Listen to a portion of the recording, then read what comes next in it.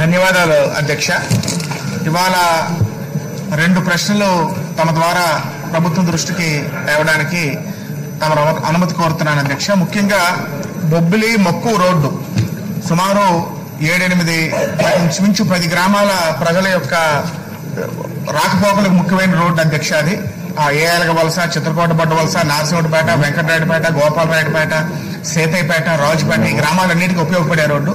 అదేవిధంగా సంబరం పోలమాంబ తల్లి అమ్మవారికి వెళ్ళడానికి, భక్తులకు వెళ్ళడానికి అతి ముఖ్యమైనటువంటి రోడ్డు అధ్యక్ష. చాలా దుర్భరమైన పరిస్థితిలో ఉంది.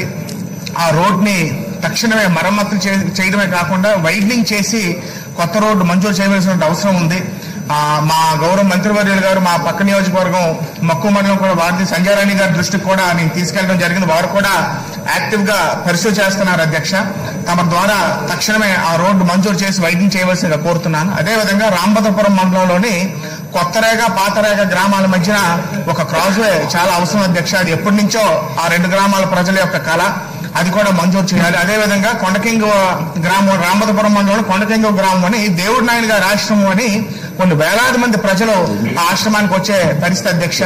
అక్కడ కూడా ఒక క్రాస్వే మంజూరు చేసి ఈ గ్రామాల యొక్క ప్రజల యొక్క ఆకాంక్షని, కష్టాలని తీర్చాలని తమ ద్వారా ప్రభుత్వాన్ని కోరుకుంటున్నాను అధ్యక్ష. ధన్యవాదాలు అధ్యక్ష.